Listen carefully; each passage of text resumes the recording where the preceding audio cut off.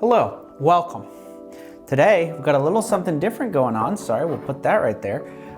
We got a little high budget set going on here. What's going on here? What is this mysterious beverage? We'll have to find out. It relates to what we're talking about today, which is Brian Rose and his London Freedom platform, which is kind of a joke. It's pretty stupid. But I'd like to explain it to you guys because I think there's been a lot of miscommunication and misinformation about what the Freedom Platform actually is. That they may take our lives, but they'll never take our Digital Freedom Platform. So, what is the Freedom Platform?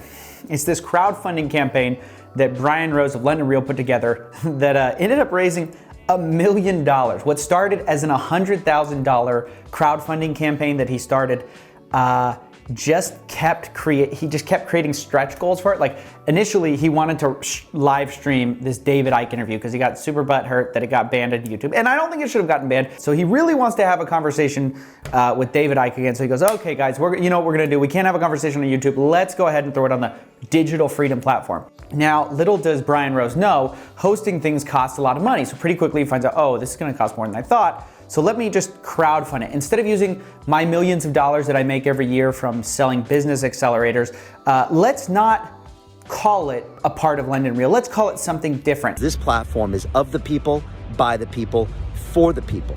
And so we are creating a separate entity with its own separate funding. We're gonna crowdfund this.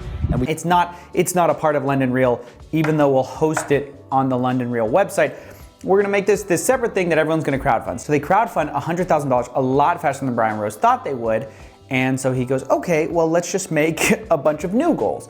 So he starts pulling goals basically out of thin air. But now we're getting in, that was phase one. Now we're doing phase two. Phase three, and I'm moving into phase four. And lastly, there will be phase five. Like he's like, oh, we got $100,000. Let's raise $200,000 to have even more controversial voices on. Let's bring them all in. Then he was like, oh, well, we've raised that. So let's create a blockchain for this new Digital Freedom Platform, which, as you'll see in a moment, doesn't make any sense for what he's actually doing. And then he's like, let's raise $250,000 because, I don't know, let's make an app. Of what? I don't know. Then he's like, well, let's raise $250,000 to take YouTube to court because freedom, guys. And I'll be honest, guys, I have nothing against his general message. That doesn't change the fact that people spent $1 million on Brian Rose's platform and they didn't get what they thought they were gonna get. Because what do you think when you hear Digital Freedom Platform? Probably that it's online, it's all about freedom, and it's a platform, right? Like YouTube is a video hosting platform, you would think that the Digital Freedom Platform is a platform of freedom that hosts videos or live streams or something like that. But it's actually not that. And it's also not independent like Brian Rose says it is. Again, this is about us building something that we can use for the future. They will never ban us again. The reason I know this is that I've done some investigation after a lot of people from Brian Rose's camp started asking me, what's going on with this? I feel like Brian Rose is maybe doing a cash grab and not actually building what he says he's building. So I looked into it, and there's a few things you should know about the London Real Digital Freedom Platform. Number one, it's not a technology, okay? This isn't an actual platform like YouTube or Vimeo or something like this. Brian Rose has done nothing except for rely on different hosting platforms. For example, instead of hosting on YouTube, he now hosts a lot of his videos on his platform on Dailymotion. Now, how that makes him independent from censorship and how that keeps him from being censored like he's always saying it does, I don't know. They will never ban us again. By the way, shout out to Equals Cash. I think I'm getting that name right, for finding that. He's the one who figured out that it was Dailymotion. You can find it in his source code. It's dailymotion.com. But not only that, because Brian Rose will tell you, well, maybe the Digital Freedom Platform isn't about hosting. Maybe it's about live events. His big little live stream with David Icke was a live event. 1 million people, he kept saying it, 1 million people, guys. This will be streamed to 1 million people simultaneously in the world. We're building the technology. Again, this is about us building something that we can use for the future. Well, he wasn't building the technology. He rented the technology from another company called Decast. Now we know this because during the live stream, I looked in the page source code, and the place where the video player was getting its data from was from Decast.com. Now, Decast is a white label company, and this is where we get to our little analogy for today, guys. You guys say I'm low budget, low effort. Come on, guys. Look at this tape. That's expert tape right there. That's serious effort. Okay, so what's a white label company?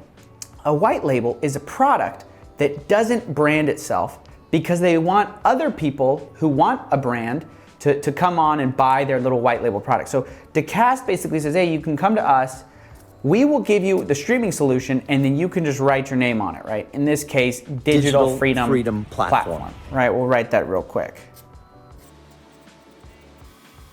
In this case, we're writing Digital Freedom Beer, okay? But there's a problem with all this, right? Because, so he hires out the streaming technology from someone else, but all the while is sort of saying that he makes it seem like it's a platform that he's building. Again, this is about us building something that we can use for the future. But it's not, he just bought it. And let me try to explain what this is like, because I wanna highlight the inconsistency here, okay? So basically, Brian Rose, let's use a beer analogy, right? Brian Rose is like a guy who gets mad at Miller Lite because they stopped selling him Miller Lite because he's butt chugging it all the time. And they say, hey, stop that, that's dangerous to your health. And he says, no, freedom. I can do what I want with this thing.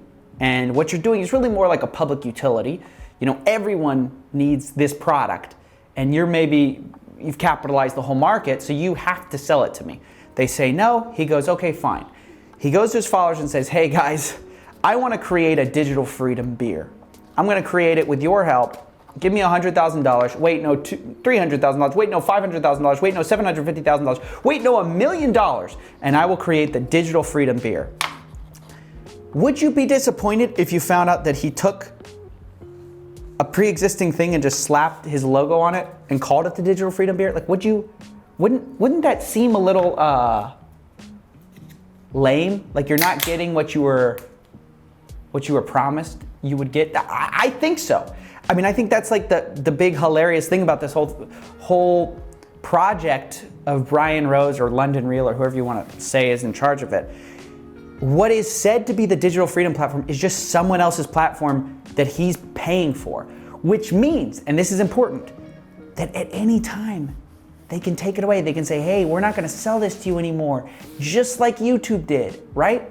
Like Brian Rose's whole argument was, with the digital freedom platform, we'll never be censored. They will never ban us again. Because they can't do that to us because it's ours. This platform is of the people, by the people, for the people. But it's not yours.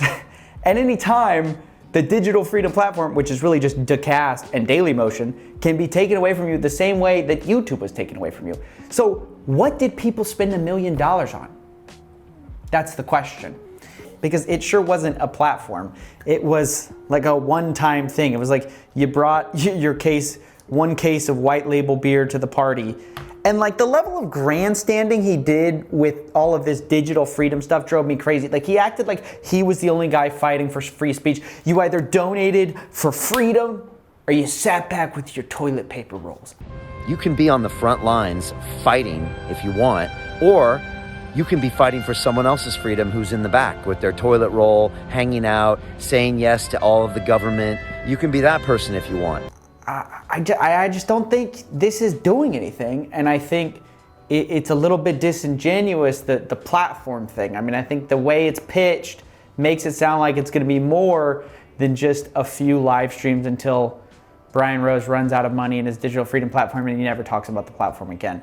But by the way, let's just talk real quick about the cost thing here, because, you know, I called Decast. Call may be monitored or recorded for quality assurances purposes. Because I wanted to know. How much does it cost, you know, to run an $100,000 live stream? And they quoted us a price, basically $100,000 to stream 1 million people. And the answer is not $100,000 like he said it was, because Decast picked up the phone. I said, hey, how much does it cost? I want to run a live stream for 1 million viewers. So I was reaching out because I was looking to get a custom quote on a live streaming solution, and I heard you guys can do white label streaming solutions. But we're white labels to begin with. We have no branding. Where you're looking for a C name. So I'm looking for a quote on how much basically compute it would be needed to basically have 1 million people concurrent live. They go, oh, funny, I know the price right off the top of my head because I just answered that question for somebody else and we just did their live stream on Sunday, Rosegg 3. And so they said, oh, yeah, this is how much it costs. Right, so it would be 2.2 petabytes and it would be $61,000. Okay, $61,000. It's basically $100,000 to stream 1 million people. For about 1 million. About $1 million for about 30 minutes. That's correct. We just had one of those on Sunday. That's why I know the pricing off the top of my head.